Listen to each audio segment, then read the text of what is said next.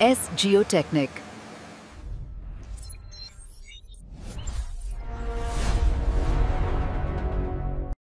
Bonsoir à toutes et à tous dans cette nouvelle vidéo avec vous, Ares Salam, docteur en géotechnique, et on va continuer avec la série sur le chapitre des contraintes dans le sol. Dans la dernière vidéo, qu'est-ce qu'on a vu dans la dernière vidéo? On a vu à la fin de la vidéo, on a commencé à voir comment calculer les contraintes, comment prendre en considération la présence d'eau dans le cadre des calculs des contraintes dans le sol. D'accord? Donc, avant toute chose, n'hésitez pas à vous abonner, à nous donner de la force, likez cette vidéo, laissez-nous un commentaire et on commence tout de suite avec cette nouvelle vidéo. Allez-y. Donc, on s'est arrêté ici. Voilà. Qu'est-ce qu'on a dit à la fin de la dernière vidéo? On a dit que, pardon, dans le cas des sables, ou bien dans le cas des sols grenus, au-dessous de la nappe, c'est saturé, au-dessus de la nappe, c'est sec. En revanche, faites très attention à cela. Faites très attention, s'il vous plaît. Dans le cas des sols fins, comme les argiles, les limons, par exemple, d'accord? Ça c'est une autre histoire. Lorsqu'on a une présence d'eau, comme je vous l'ai dit la dernière fois, ok, hop, donc ce qui est au-dessous de la nappe, c'est saturé. Là, on est clair, c'est tout à fait logique, d'accord. En revanche, ce qui est au-dessus de la nappe, il n'est pas sec, mais quoi? Il est humide, d'accord. Donc, au-dessus, ici, c'est quoi? C'est humide. Et au-dessous, c'est quoi? C'est saturé. Et pourquoi c'est humide? C'est le même principe que pour les sols secs. Lorsque l'eau, elle est ici, elle va essayer de s'infiltrer dans le sol qui est dans la partie qui n'est pas immergée, donc qui est au-dessus de la nappe ou bien au-dessus de la ligne d'eau. Et par conséquent, elle va rester emprisonnée à l'intérieur un certain temps. Pourquoi? Parce que c'est un sol fin. Un sol fin, il draine l'eau de manière vraiment très lente. Un sol fin, lorsque l'eau rentre à l'intérieur, pour qu'il sorte, ça prend beaucoup de temps. D'accord? Ah, il va sortir à un moment donné. Mais ça prend beaucoup de temps. Et on ne peut pas prendre le risque de dire que c'est un sol qui est sec. Donc, on va dire que c'est un sol qui est humide. Et ça, c'est pas la même chose. D'accord? Parce que lorsqu'on parle en termes de poids volumique, le gamma H, il est toujours supérieur à gamma D. C'est logique. Parce que là, il y a seulement le poids W des grains. En revanche, ici, il y a le poids des grains plus le poids de l'eau, WW. D'accord?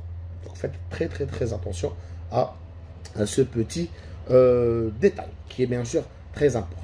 Ok? Excellent. Tout ça nous amène vers l'application numéro quoi? Numéro 2. Alors, l'application numéro 2, qu'est-ce qu'elle dit? On considère un sol sableux à une profondeur de 6 mètres. Voilà. Les caractéristiques sont les suivantes. Regardez, on a le poids volumique du sol. Regardez ici. Aïe. Gamma quoi? Gamma D. Donc là, il vous a précisé. Donc ça, c'est en réalité, c'est le poids volumique sec.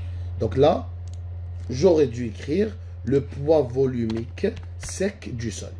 D'accord? Ensuite, c'est 1740. Le poids volumique de l'eau, c'est 981. C'est des kilonewtons par mètre cube. Le niveau phréatique, ou le niveau de la nappe phréatique, il est situé à combien? Il est situé à 2 mètres de profondeur. Donc, ici, c'est à 2 mètres. D'accord? Donc, ce qui est au-dessus, c'est quoi? C'est sec. Bravo, excellent. Ce qui est au-dessous, c'est saturé. On est dans le cas des sables. C'est un sol grenu. Les sols grenus, qu'est-ce qu'on a comme sol grenu? Sable, gravier. Sol fin, c'est quoi? C'est quoi la classification LCPC? limon, argile. N'oubliez jamais, jamais cela. Ok? Après, bien sûr, il y a d'autres types de sols qui existent. On a des dizaines, des centaines, voire des milliers. Les quatre, il ne faut pas les oublier. On a 2 sols granulaires, sable gravier, et 2 autres, limon, argile. Ce sont des sols fins. Ah, là, ça commence à devenir intéressant. Regardez la question. 3 questions. On veut calculer. Calculer quoi? La contrainte effective à 6 mètres, la pression interstitielle à 6 mètres, la pression interstitielle. On parle des contraintes, qu'est-ce que vous parlez de pression interstitielle, c'est quoi ça encore? On va voir ça ensemble, tranquille. Et enfin, la contrainte totale sigma à cette profondeur. C'est là qu'intervient notre cher, notre père de la géotechnique. J'ai nommé M. Terzaghi. Monsieur Terzaghi, qu'est-ce qu'il a dit? Écoutez, très bien. Et ça, c'est vraiment la théorie qui a révolutionné la géotechnique. Donc toute la géotechnique, tous les calculs que vous voyez jusqu'à présent, elle est basée sur la théorie de qui? De Mr. Terzaghi. Allez-y. Alors, Terzaghi, qu'est-ce qu'il a dit? Qu'est-ce qu'il a dit, Terzaghi? Je vais vous faire un schéma, comme ça vous allez bien comprendre. Allez, on enlève tout ça. Alors, Terzaghi, qu'est-ce qu'il a dit? Il a dit que je vais vous proposer des méthodes de calcul, des contraintes, à une seule condition. À une seule condition. Et c'est la condition la plus défavorable. Je vous propose une méthode de calcul à condition que le sol soit saturé.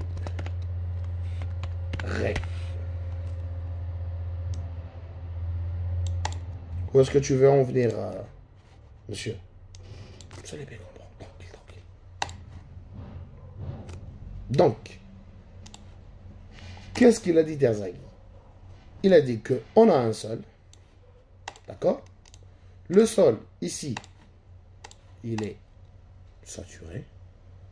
On a un sol, il est saturé. Donc, ça veut dire quoi? Ça veut dire que le volume total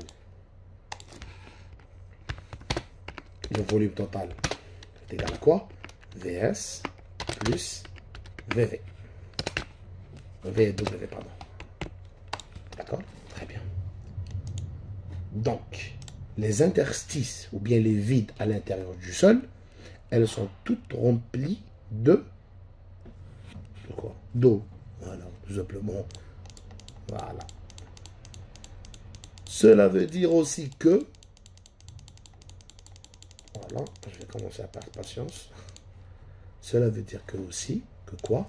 Que le SR, il est égal à combien? 100%. Excellent. Jusqu'à maintenant, on est bon. On continue. Qu'est-ce qu'il a dit, Terzaghi? Il a dit que, en vrai de vrai, le poids total du sol ici, il est constitué de 2 choses. Il a réfléchi. Il a dit que, en réalité, le poids, il a dit que, bon, il n'a pas dit ça, mais voilà. Je vais m'inventer Terzaghi. Je vais me mettre ici, moi, Salem, comme d'habitude, bien gros comme je suis, avec, voilà, un ventre, d'accord, avec de beaux yeux, un gros nez et une grosse bouche.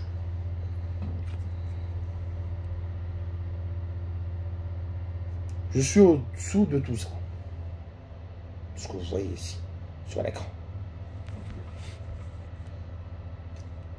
Qu'est-ce qui me tombe dessus? Il y a 2 choses. N'ayez pas peur. Il y a 2 choses. Le sol, qui est en orange, et l'eau. 2 choses. Le sol et l'eau. Donc, alors ici quoi? En réalité, le poids total, donc en réalité, il est constitué de quoi? Il est constitué de sol plus eau. D'accord, très bien. Excellent. Donc, la contrainte totale, elle sera égale à quoi? La contrainte ramenée par le sol et la contrainte ramenée par l'eau.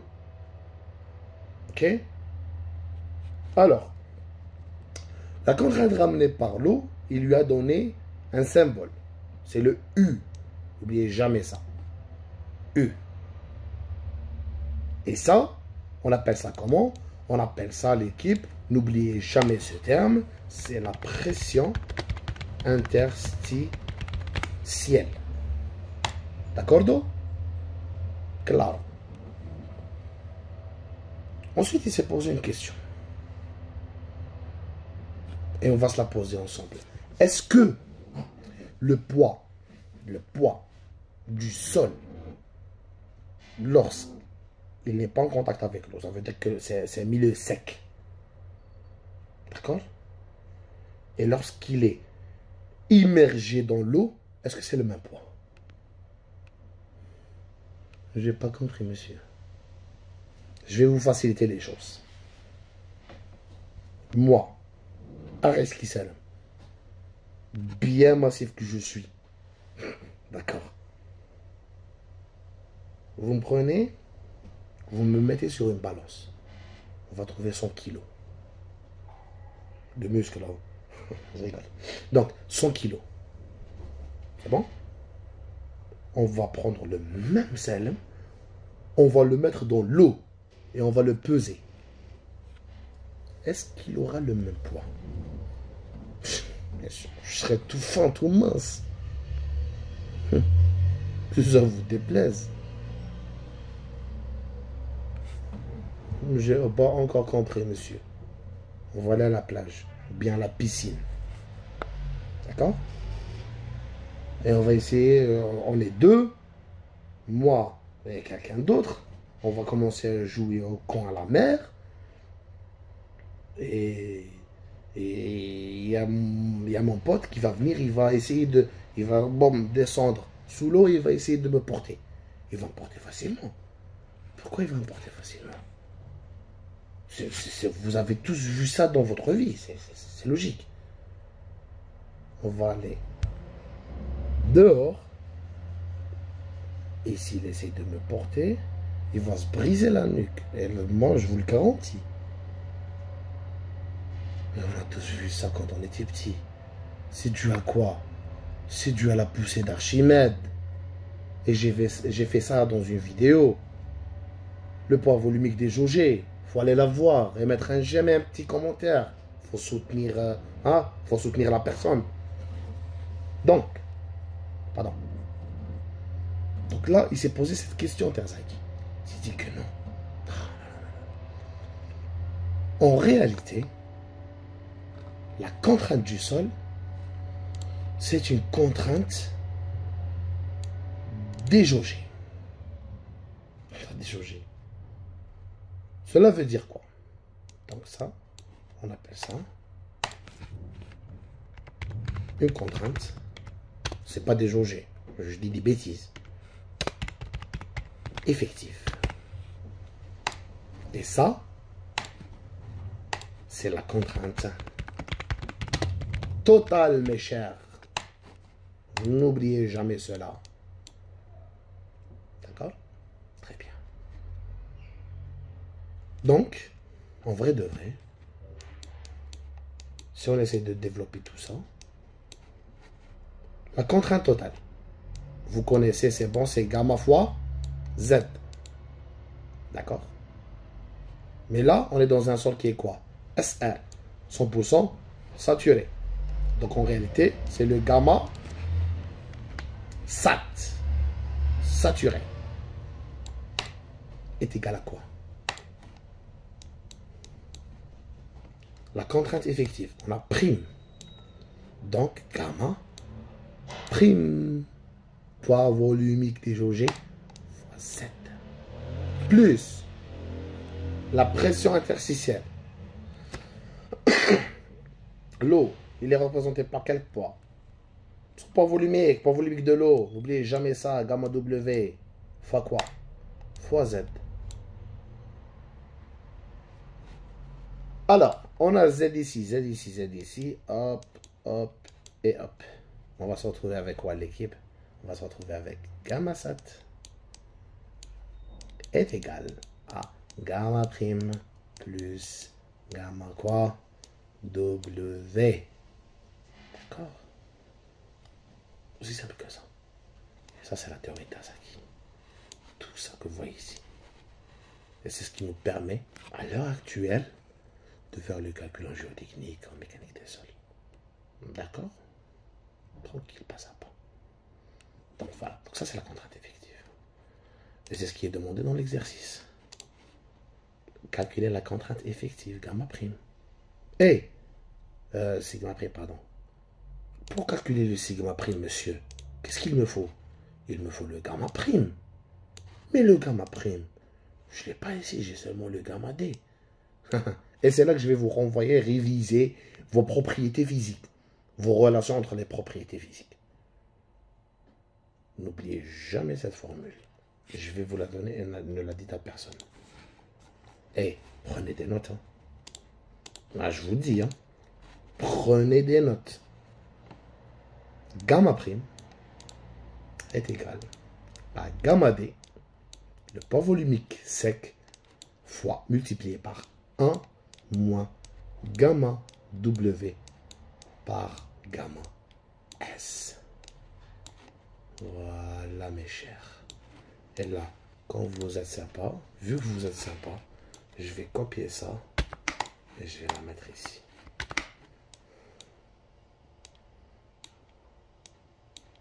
Voilà. Tout beau, tout neuf. C'est bon? On a la formule pour calculer le gamma prime. Le gamma D, on l'a. Le gamma W, on l'a. Monsieur, le gamma S est égal à quoi? Alors, le gamma S, en principe, c'est une donnée. D'accord? Pour tous les types de sols, il est compris entre 26 et 27. D'accord? Mais moi, je vais vous le donner, vu que vous êtes sympa et vous êtes assez tranquille. Donc là, vous êtes assidu, et vous avez mis un j'aime et vous êtes abonné, je vais vous le donner. Sûr? Alors faites-le si vous ne l'avez pas fait. Sinon, je ne vais pas continuer. Là, je m'arrête. Là, je vais boire un peu d'eau. Je vais attendre que vous vous abonnez et vous mettez un j'aime sur la vidéo et on continue.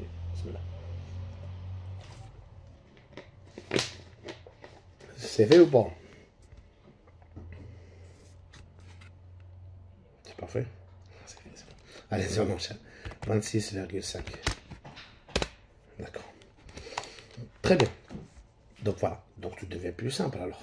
Donc en réalité maintenant, donc on va calculer la contrainte effective. On va commencer par calculer quoi? La contrainte effective. Allez-y, on va faire ça ensemble. Allez-y.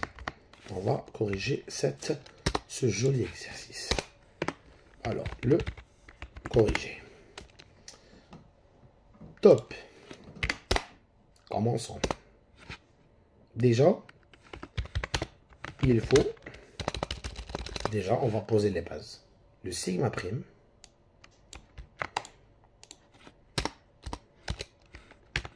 Il est égal à quoi? Écoutez bien. Le sigma prime, il est égal à quoi? Il est égal à gamma prime fois z fois la profondeur. D'accord? Très bien. Mais ce qu'on cherche, c'est le gamma prime. Le gamma prime, c'est bon. On a posé sa formule. Elle est ici. Alors là, je la cache avec mon visage. Je vais la mettre ici. Le gamma prime, il est égal à quoi? C'est le gamma D fois 1 moins gamma W sur le gamma S. Moi, généralement, je triche un petit peu. Je fais ça directement. C'est gamma D multiplié par 0,222. Monsieur, pourquoi tu fais ça? Pour gagner juste un peu de temps, c'est tout. Approximativement est égal à ça. Parce que le 1 moins gamma W sur gamma S, ça nous donne ça. 1 moins... Le gamma W, c'est 9,81 sur Gamma S, c'est combien? C'est 20, 26,5. 0,62,9. Là, je suis à côté un petit peu. Ouais, c'est vrai. Voilà. D'accord? Le gamma D, c'est 17,40. Donc, cette valeur multipliée par 17,40. 10,95. Ah, monsieur, j'ai une idée de génie. Donc, vu qu'on a pu calculer le gamma prime, hein, donc là, on peut revenir ici et utiliser Terzaghi. Non, ne me dites pas que c'est parti. Non, non. C'est bon. Qu'est-ce qu'on a dit tout à l'heure? On a dit que le gamma 7, il est égal à gamma prime plus gamma W. Le gamma prime, on l'a. Le gamma W, on l'a. Donc, on peut déterminer le gamma 7 pour calculer la contrainte totale. On a le gamma prime. On peut calculer le sigma prime. On a le gamma W. On peut calculer le U, la pression interstitielle. Donc, tout est beau, tout est rose. C'est bon? Tranquille. Allez-y, doucement. Donc, en réalité, on peut calculer le gamma 7. Voilà. Qu'est-ce qu'on va faire? On va prendre ici. Donc, gamma 7. Non, monsieur. Donc, je répète. Donc, gamma 7 est égal à quoi? Donc, il est égal à gamma prime plus gamma W. D'accord? Aussi simple que ça. Il n'y a pas plus facile que ça. Donc, c'est 10,95. 10,95 pardon, plus 9,81. Et là, ça va nous donner, je vais calculer.